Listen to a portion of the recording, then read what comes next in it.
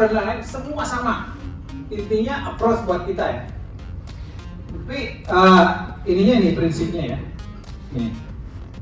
Nah, dalam menolong prinsip ini adalah satu adalah amankan situasi. Situasinya kayak misalnya kejadian kecelakaan, misalnya ada motor dan kecelakaan dan lain-lain.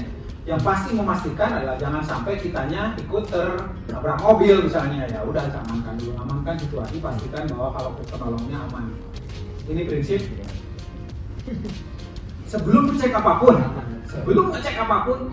cek kesadaran.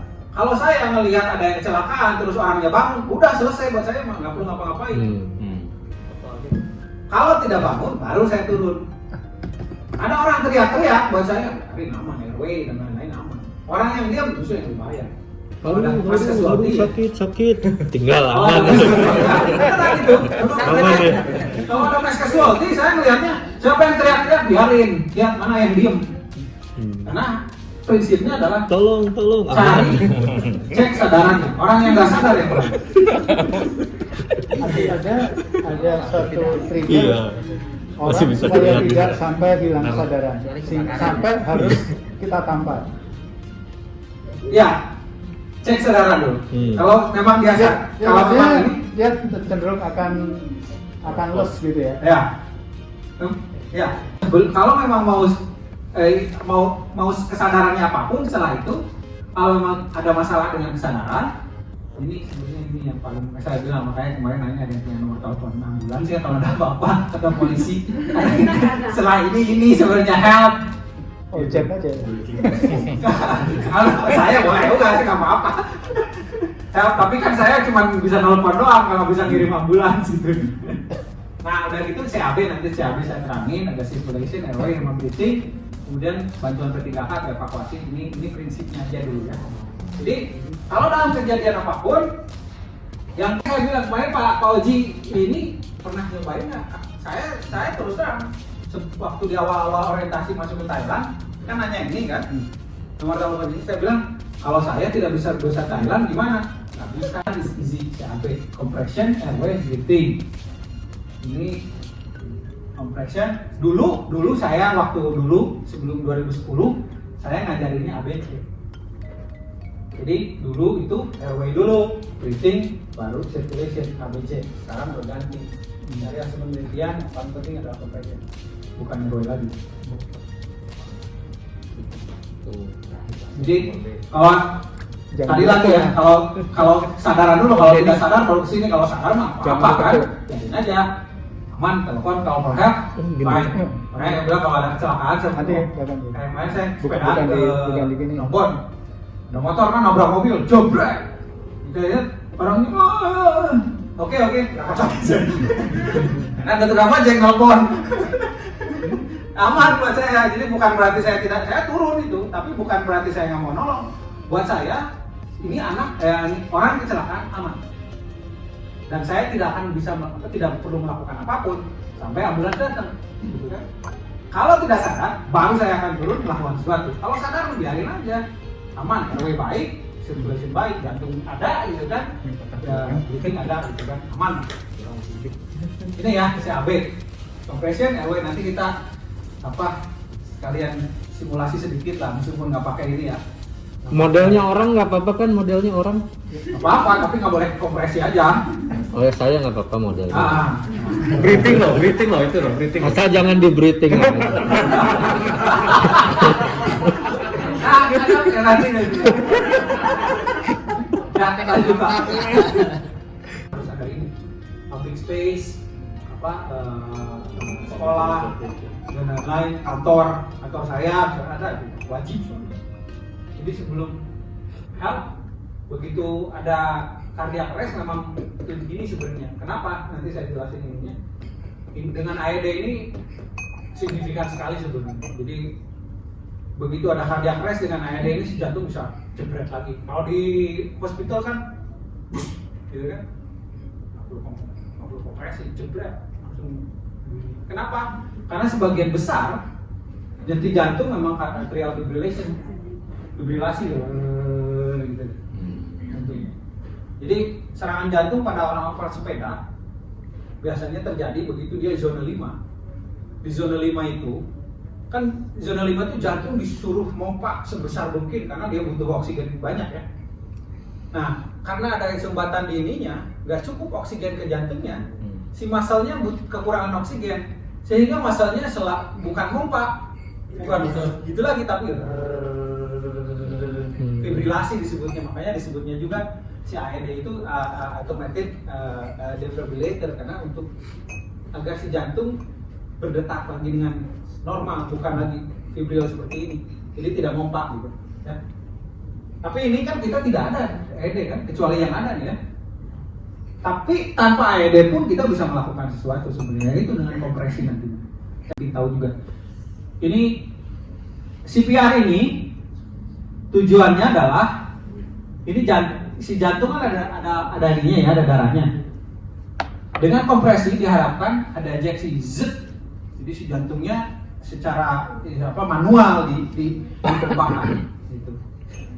Dan selain memompakan jantungnya, kompresi ini juga meminta si jantung agar balik lagi normal sebenarnya. Tapi balik lagi, makanya perbedaan kenapa AED penting, karena kadang-kadang si kompresi tidak cukup untuk memastikan si jantung kembali berdetak, menormalkan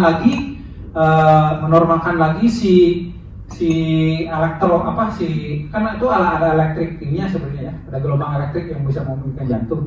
Nah, si AED itu membantu, tapi bukan berarti si kompresi jantung tidak membuat si jantung normal lagi. Pernah saya bilang kan, saya dari waktu kuliah pernah begini dari berapa jam, 5 jam, anaknya selamat loh. Tapi ininya terus-terusan jadinya begitu ini normal bernapas lagi kan, karena dia ada masalah terus dipantau kan selama turun gunung gitu, pantau hilang lagi, turun lagi, pressure lagi, itu sampai 5 jam ya sama teman-teman gitu. Dan anaknya selamat, cuman memang ada ya, akhirnya ada sequel, tapi minimal kita nyelamatin nyawa sebenarnya. Jadi bukan berarti tidak ada AED tidak bisa menolong, tetap bisa menolong dengan ini. Ini hanya ilustrasi saja karena kan beda-beda ya. Kalau buat kita kan ngomongnya dewasa ya. Dan kejadian cardiac arrest itu kan banyaknya di dewasa. Kalau anak-anak kecuali memang dia kongenital biasanya kan. Ini saja, atau paling kalau anak-anak misalnya tenggelam, nah ini tenggelam biasanya butuh CPR atau electrocuted shock, anak-anak itu stroke, listrik setrum bisa, tapi kejadiannya sebenarnya banyak gitu. Atau anak-anak paling banyaknya choking misalnya, praktek ya, sulit juga di ini. Lanjut dulu aja Pak. Saya mau ini aja, ya. mau nanya itu yang tadi compression nggak kebalik nih sama relaxation, ditekan, ditarik kok malah compression. Oh gambarnya. Oh iya, ini yang balik kayaknya. Tapi artinya harusnya ini gitu kan compression. Ya. Dia harus jangan sampai compressionnya terus-terusan tidak ada jeda untuk jantung untuk pompa kan. Dia kan harus balik dari itu normal agar pasti jantung nyedot dulu, nyedot pompa gitu. Saya pernah ngalamin ini dok, mau berbagi aja nih. Waktu anak saya yang kedua itu sempat dia nelan kertas, nggak ada nafas gitu. Terus kebetulan saya tinggal di Duri, cukup ke rumah sakit butuh ini kan. Pada saat di mobil istri yang nyetir, anak itu saya balik kepala di bawah, kemudian saya kompres di belakangnya gitu. Jadi karena dia masih infant waktu itu. Iya. Yeah. Yang kejadian choking nanti saya ajarin aja. Ini kan lidah nih, si lidahnya nutup, jatuh ke bawah, sehingga nutup. Makanya saya bilang kadang-kadang simple teknik saving life itu. Kadang-kadang kita nggak tahu posisinya bahwa orang yang tidak sadar itu kalau telentang itu nggak bisa napas dia. Kenapa? Lidahnya jatuh ke bawah, menutup jalur napas. Makanya simple act ini nih, open and wear itu gampang banget. Begitu orang sirkulasinya baik, kemudian tidak sadar, lift ya, bukan. Ini kan tutup nih, lidah yang tutup ya, kebuka ini. kan ini kan lidah, ya, tang, nutup nih kan. Orang tidak sadar itu, dia pasti lidahnya jatuh ke bawah menutup airway. Chin lift ini, makanya memang setelah compression dilakukan, kita juga biasanya memastikan bahwa si airway-nya terbuka. Simple act sebenarnya itu. Tapi kadang-kadang orang nggak tahu yang bentuk belum paling ini, padahal saya bilang ini airway-nya malah masalah. Buka dulu. Gitu. Banyak kejadian kalau saya ngelihat video-video kan, padahal orangnya udah nggak sadar tuk. Iya, ditepuk-tepuk. Ini saya bilang ini cek ABC, cek sirkulasinya, kalau nggak ada sirkulasi, operasi langsung, udah gitu masih terlentang kan, ininya pastikan ini kebuka. Kalau ABC si jantungnya sudah berdetak dan airway-nya sudah ini, kalau memang tidak ada si airway-nya, airway management sudah ini, kalau memang dia tidak bernapas, yang lanjutannya adalah rescue breathing. Jadi CAB itu rescue mouth to mouth kan, atau mouth to mask kan sebenarnya. Rescue breathing 2 kali, 32 kan, 30 kompresi 2 kali niup. Tapi yang jadi masalah kan kalau sekarang COVID katanya ya. Gimana kalau COVID katanya? Apa kompresi aja, kompresi save life katanya, tanpa breathing pun. Kenapa? Karena darah yang di dalam tubuh pun masih mengandung oksigen. Jadi yang penting adalah sirkulasinya ada. Kalau stop jantungnya, sirkulasinya yang ada, bukan oksigen di dalam darahnya. Gitu. Jadi bukan berarti kan misalnya gini, darah yang masuk ke jantung di atrium kanan itu bukan berarti tidak ada oksigennya, tapi oksigennya rendah, tapi masih bisa save life gitu. Makanya kita bisa juga nahan nafas kan. Nahan nafas gimana? Kan jantung tetap bergetar. Emang kalau nahan nafas jantung berhenti enggak kan? Dia masih mompa kan? Tapi tidak mendapatkan diffuse oksigen kan? Gitu. Kalau orang-orang terlatih yang ini nih, itu bisa berapa ratusan meter kan? Terlatih. Tapi kayaknya kalau lagi situasi begini abaikan COVID deh. COVID kan sakit Ya, sedikit bisa, ya. Ini ya, kan lebih betul. gawat ya. Apalagi kalau relatif, Keluarga orang sendiri. kita kenal, Ya. mungkin hati-hati. Tapi kalau keluarga mah nggak tahu kok, sikat aja gitu kan. Sikat aja. Kalau saya dulu, kalau untuk ini automatic external defibrillator, ini dari hasil penelitian.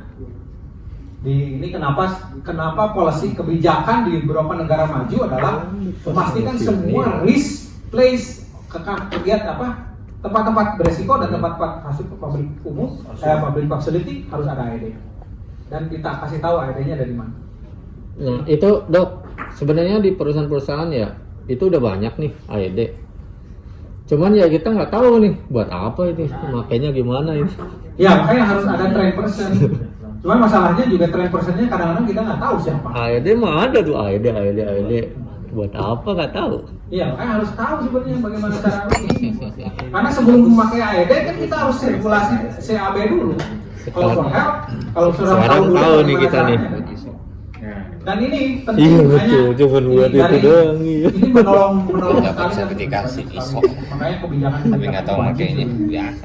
Yang beli aja nggak tahu. Jadi bisa. Tapi ya kalaupun tidak ada recovery position itu, kalau orangnya tidak sadar, tapi jantungnya berdetak dan airway-nya dan nafasnya baik, sebenarnya yang paling baik kecuali kalau memang ada masalah adalah recovery position sebenarnya.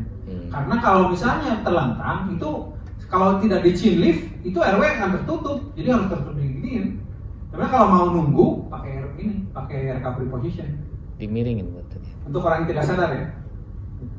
Karena gini, kalau kecelakaan sebenarnya yang paling baik kan orangnya sadar kan. Kalau kita tahu kejadiannya, oh ini tiba-tiba collapse, sadarin. Tapi kan kesadaran itu kalau penyebabnya tidak ini kan misalnya paling gampang adalah orang yang hipoglikemi, yang kekurangan darah gula, dia tidak sadar. Selama gulanya tidak diberikan ke darah nggak akan sadar itu. Tapi pastikan aja sirkulasinya ada, breathingnya ada, nggak masalah. Sampai dokter datang. Atau orang yang kecelakaan misalnya head injury, jatuh, terus kepalanya kepentok lantai atau aspal, dia kan nggak sadar kan ada masalah di otak, kan nggak bisa sadar itu. Tapi sirkulasi airway-nya baik, recovery position aja. gitu. Kadang-kadang yang jadi masalah itu saya bilang bahwa dalam evakuasi atau dalam nunggu dibiarin dan nggak bisa ngapa-ngapain, begitu ambulans datang ya udah selesai. Kenapa? Kadang ini ya dok, kecelakaan orang takut untuk menggerakkan si korban itu, Karena takut salah gitu, jadi udah diemin aja gitu. Oh enggak, confidence saja, nolong. Lebih baik ditolong mati dibanding tidak ditolong mati. Benar nggak? Iya. Ya tapi kan nolongnya harus punya ilmunya kan, Ya, makanya saya bilang memposisikannya. harus tahu dulu kalau nolong jadi mati ya bahaya juga. Tersangka ya juga. juga. Maksudnya kayak pastikan juga bahwa kita confidence dengan ini. Maksudnya kalau saya bilang kadang-kadang memang jadi kendalanya adalah apakah saya kompeten atau tidak. Itu aja. Jadi memang balik lagi ke diri sendiri. Kalau memang kita confidence, is not a problem. Itu kenapa? Karena kalau ini tekan kan ada pembuluh darah di sini sebelah kiri, sebelah kanan, sehingga kalau sebelah kanan nanti ketekan bayinya, pembuluh darah besar di sini ketekan. Berarti lebih amannya semua kita ratain ke kiri aja ya, yang kita inget ya. Tapi sebenarnya kok kadang-kadang kan nggak Iya kan, bisa daripada juga, kan? bingung ini hamil apa enggak kan gitu. Masa tanya dulu. Masa nanya dulu. Hasil perbuatan siapa? Jadi maintain airway ya, terutama ini maintain airway sebenarnya. Penting tahu kanan kiri yang mana. Ya, Kita sempat diskusi di Probike waktu itu ya, saat kita masalah posisi juga. posisi apapun oke, tapi recovery position untuk orang sadar memang biasanya karena gini, recovery position untuk orang sadar, kenapa harus menaikkan kaki? Kenapa? Karena otak lebih penting dibanding kaki. Kenapa? Si jantung, dia akan orang yang bermasalah, jantung harus memprioritaskan otak. Kalau kakinya sama, dia akan tersebar rata. Kalau kakinya naik, ya prinsip gravitasi. Jadi shock position kan itu orang-orang yang shock yang kekurangan darah tuh. Kalau darahnya los, habis banyak sampai pucat. Posisinya adalah naikin kaki. Kenapa? Gak apa-apa, kaki mah gak akan mati. Otak kalau kekurangan darah mati. Itu kenapa harus naikin otak? Kalau sadar. Kalau tidak sadar memang recovery position sebenarnya paling ini. Kalau paling direkomendasi. Nah ini algoritmanya.